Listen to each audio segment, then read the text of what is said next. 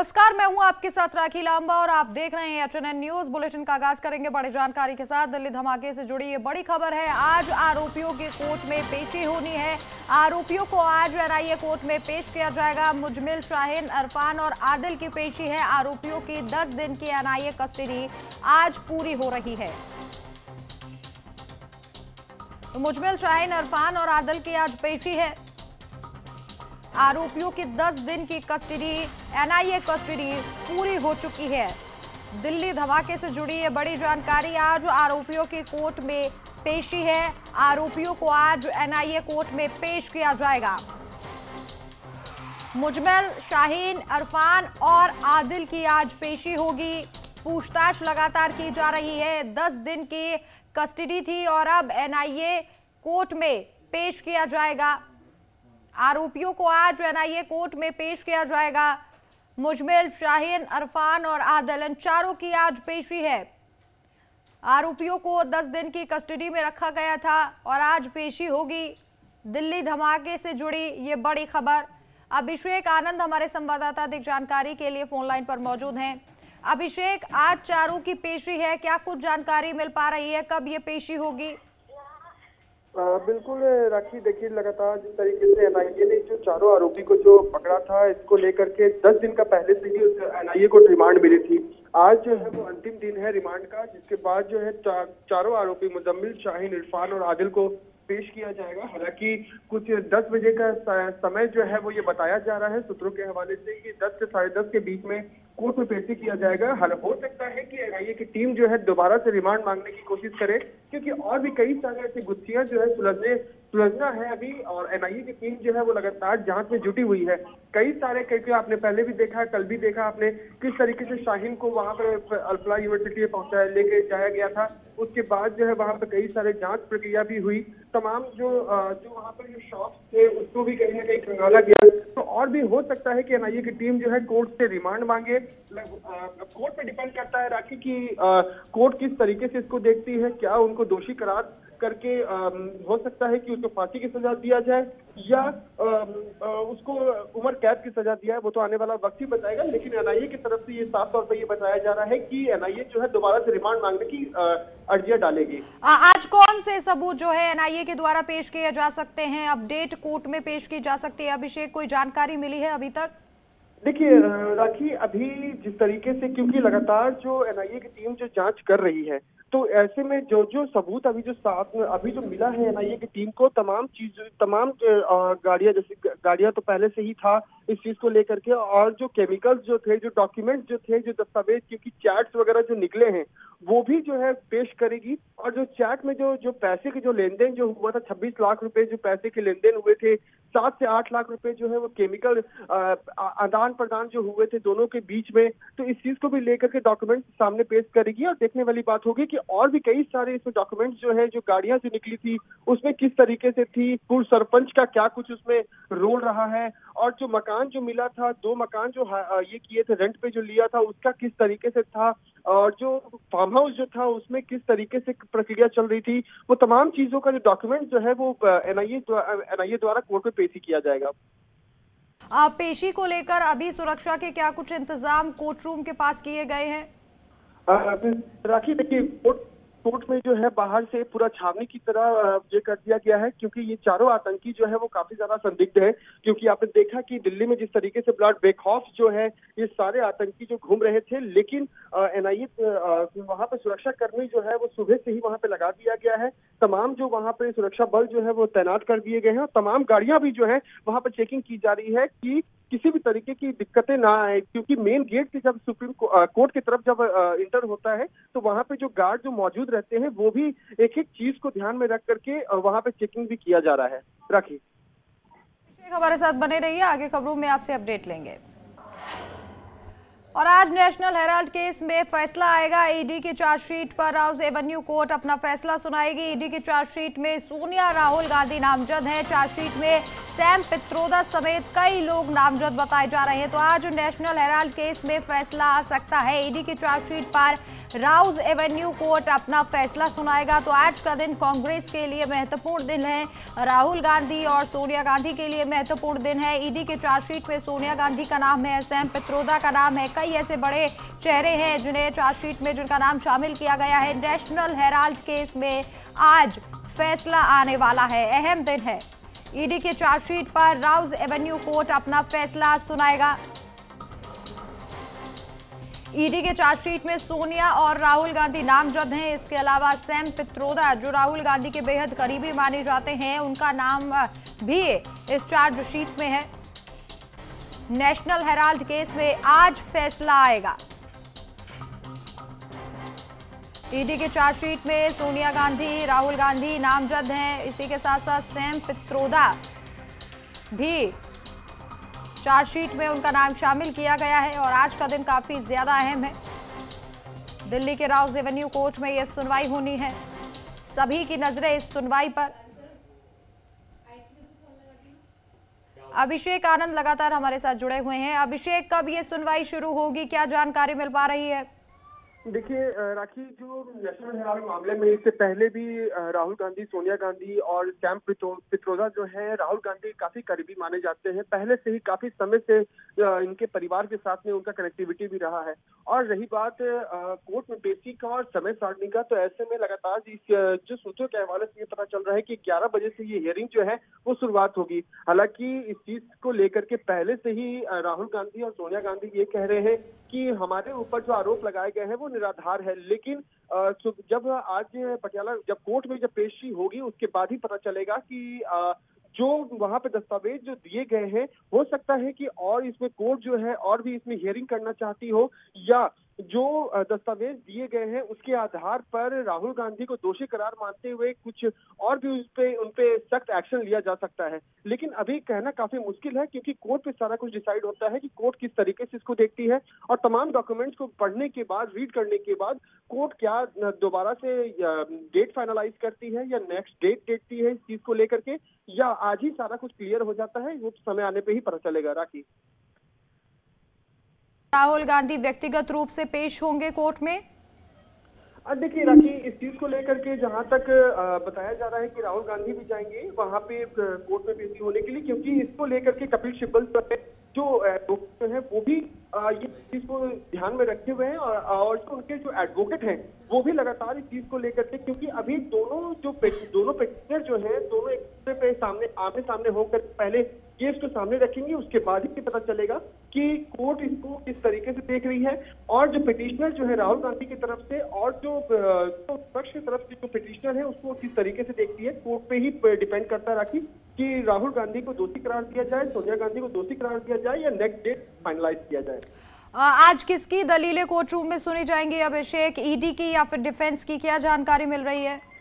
देखिए हालांकि जानकारी के हिसाब से तो ये है कि दोनों की दलीलें सुनी जाएंगी, क्योंकि समय काफी ज्यादा हो गया, 2 से 3 डेट मिल गया था नेशनल हेराल्ड मामले में, लेकिन आज जो है वो अंतिम दिन है।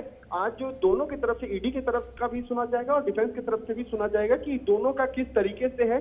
दोनों ने जो पहले से ही जो याचिका जो दायर किए गए हैं, जो डॉक्यूमेंट जो सबमिट किए गए हैं, उस पर और क्या कुछ अपडेट है ईडी की तरफ से, क्या कुछ और दस्तावेज है। ईडी की तरफ से जो डॉक्यूमेंट जो दिए जाएंगे, सबसे पहले ईडी की तरफ से देखा जाएगा, कोर्ट देखेगी, हियरिंग करेगी, उसके बाद जब डिफेंस की तरफ से जब डॉक्यूमेंट जब दलीलें रखी जाएंगी तो उसके बाद कोर्ट डिसाइड करेगा कि इनको दोषी।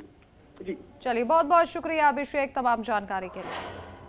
और वहीं दिल्ली में प्रदूषण ने टेंशन बढ़ा दी है। AQI खराब श्रेणी में अभी भी बरकरार है। कई इलाकों में AQI, दिल्ली के आसमान पर धुंध छाई हुई है। बच्चों और बुजुर्गों पर सांसों का संकट छाया हुआ है।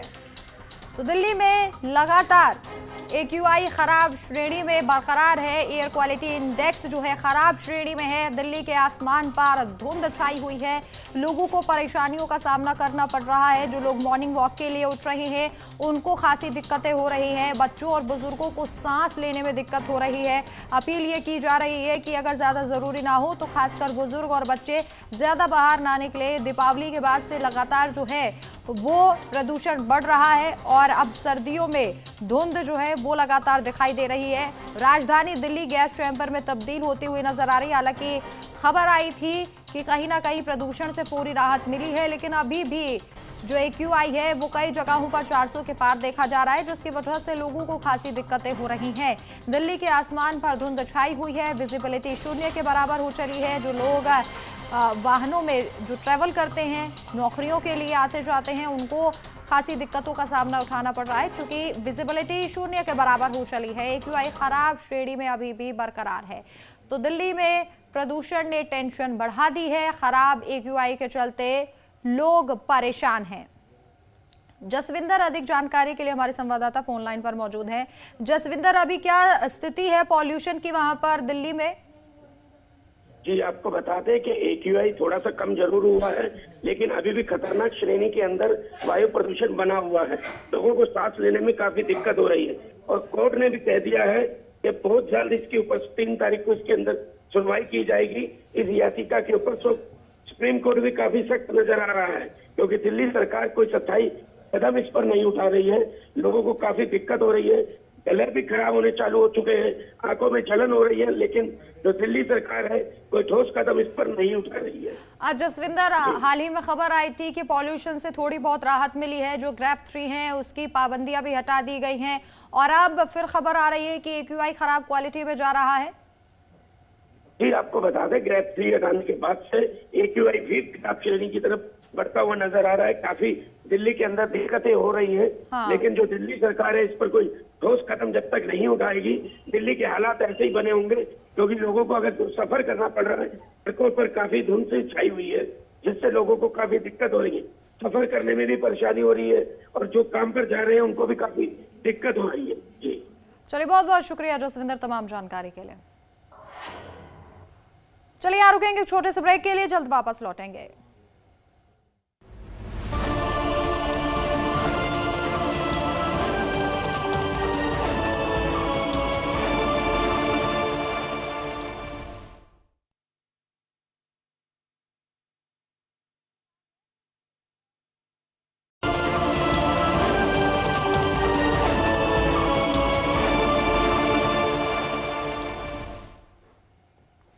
ब्रेक के बाद आप सभी का स्वागत है। छत्तीसगढ़ के दौरे पर प्रधानमंत्री नरेंद्र मोदी, आपको बता दें रायपुर में 60वें DGP IGP सम्मेलन में शिरकत करेंगे। सुरक्षा पुलिसिंग से जुड़ी चुनौतियों पर समीक्षा होगी। नक्सलवाद और आतंकवाद पर भी चर्चा होगी। तो आज रायपुर में रहेंगे प्रधानमंत्री नरेंद्र मोदी। पुलिसिंग सुरक्षा से जुड़ी चुनौतियों पर समीक्षा की जाएगी। केंद्रीय गृह मंत्री पहले ही रायपुर पहुंच चुके हैं। बड़ा सम्मेलन होने वाला है, कार्यक्रम होने वाला है। छत्तीसगढ़ का ये अहम दौरा है प्रधानमंत्री नरेंद्र मोदी का।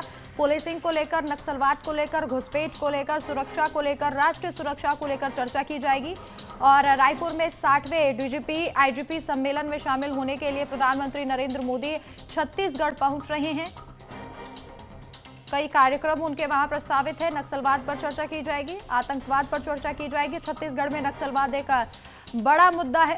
लगातार वहां की पुलिस ऑपरेशंस के द्वारा नक्सलवादियों पर नकेल भी कस रही है। और वहीं बीजेपी राष्ट्रीय अध्यक्ष JP नड्डा का आज गुजरात का दौरा है। सरदार पटेल की 150वें जयंती समारोह में शिरकत करेंगे और इसी के साथ साथ सरदार गाथा कार्यक्रम को संबोधित करेंगे JP नड्डा। वडोदरा के होटल ग्रैंड मैक्योर सयाजीगंज में डॉक्टरों से उनका संवाद भी होगा। सरदार पटेल की 150वें जयंती समारोह में शिरकत करने वाले हैं JP नड्डा। सरदार गाथा कार्यक्रम को संबोधित JP नड्डा के द्वारा किया जाएगा। तो आज गुजरात के दौरे पर रहेंगे बीजेपी के राष्ट्रीय अध्यक्ष JP नड्डा। बीजेपी राष्ट्रीय अध्यक्ष JP नड्डा का ये अहम गुजरात का दौरा है। वडोदरा में कार्यक्रम है। सरदार वल्लभ भाई पटेल की 150वीं जयंती के उपलक्ष्य में कई कार्यक्रम किए जा रहे हैं। और वहीं देहरादून से बड़ी जानकारी है, सीएम पुष्कर सिंह धामी का आज कार्यक्रम है। सुबह 11 बजे हरियाणा के कुरुक्षेत्र सीएम जाएंगे, अंतर्राष्ट्रीय गीता महोत्सव में प्रतिभाग करेंगे। करीब 12:40 पर गीता उपदेश स्थली पहुंचेंगे। ज्योति सर का भ्रमण किया जाएगा। गीता ज्ञान एवं संस्थान एवं महाभारत अभिमन्यु केंद्र भी जाएंगे। तो अंतर्राष्ट्रीय गीता महोत्सव में प्रतिभाग करेंगे। हरियाणा के लिए अंतर्राष्ट्रीय गीता महोत्सव बेहद खास होता है। गीता ज्ञान संस्थान, महाभारत अभिमन्यु केंद्र जाएंगे उत्तराखंड के मुख्यमंत्री पुष्कर सिंह धामी। देहरादून से ये जानकारी है। सीएम पुष्कर सिंह धामी का आज का महत्वपूर्ण कार्यक्रम है। हरियाणा पहुंचेंगे, कुरुक्षेत्र पहुंचेंगे। प्रधानमंत्री नरेंद्र मोदी भी कुरुक्षेत्र पहुंचे थे और चूंकि अंतर्राष्ट्रीय गीता महोत्सव वहां पर चल रहा है, वृहद तैयारियां जो है इस महोत्सव की जाती हैं और इसी महोत्सव में शिरकत करने के लिए उत्तराखंड के मुखिया पहुंचेंगे। उनका स्वागत किया जाएगा नायब सिंह सैनी के द्वारा। हरियाणा के मुख्यमंत्री भी इस कार्यक्रम में मौजूद दिखाई दिए थे। बीते दिनों तस्वीरें सामने आई थी। योगेश आर्य हमारे संवाददाता फोन लाइन पर मौजूद हैं। योगेश, क्या जानकारी मिल पा रही है? कब तक देहरादून से रवाना होंगे मुख्यमंत्री पुष्कर सिंह धामी? हाँ, देखिए, जिस तरह सीएम पुष्कर सिंह धामी का आज हरियाणा दौरा है, अंतर्राष्ट्रीय गीता महोत्सव में वो शामिल होंगे और इसको लेकर के वह आज जिस तरह से 11 बजे कुरुक्षेत्र के लिए रवाना होंगे, वहां पर पहुंचेंगे। तो करीब उत्तराखंड से 10 बजे वह रवाना होंगे। उत्तराखंड के मुख्यमंत्री क्योंकि आज हरियाणा दौरे पर रहने वाले हैं और वहां पर मुख्यमंत्री नायब सिंह सैनी उनका स्वागत करने जाएंगे। तो निश्चित तौर पर देखा जाए तो आज प्रमुख कार्यक्रम के रहने वाले हैं, जिसमें वह शिरकत करेंगे। कुरुक्षेत्र के ब्रह्म सरोवर पहुंचेंगे, धार्मिक सांस्कृतिक गतिविधियों में हिस्सा लेंगे और इसके बाद मुख्यमंत्री दोपहर करीब 12:40 पर जो है गीता ज्ञान संस्थान, महाभारत अभिमन्यु केंद्र पहुंचेंगे, जहाँ पर उपदेश स्थली है गीता की, जहाँ ज्योति सर का भ्रमण भी करेंगे। इन महत्वपूर्ण पौराणिक और वैदिक धरोहर स्थलों की जानकारी भी वह लेंगे। प्रोजेक्ट की प्रगति का अवलोकन उनके द्वारा किया जाएगा। इसके साथ साथ अगर देखा जाए तो मुख्यमंत्री का यह दौरा उत्तराखंड और हरियाणा के बीच सांस्कृतिक धार्मिक सहयोग को मजबूत करने के रूप में भी देखा जा सकता है। जी चलिए, बहुत बहुत शुक्रिया योगेश तमाम जानकारी के लिए आपका। और वहीं गोरखपुर के दौरे पर सीएम योगी ने गोरखनाथ मंदिर परिसर में जनता दरबार लगाया। इस दौरान दूर दूर से फरियादी अपनी फरियाद लेकर आए। सीएम योगी ने सभी की समस्याएं सुनी और समस्या समाधान के लिए अधिकारियों को दिशा निर्देश दिए। तो गोरखपुर में सीएम योगी आदित्यनाथ ने जनता दरबार लगाया। सीएम योगी ने सभी की समस्याएं सुनी और त्वरित निस्तारण के निर्देश भी दिए। उनके साथ अधिकारी वहां पर मौजूद रहे।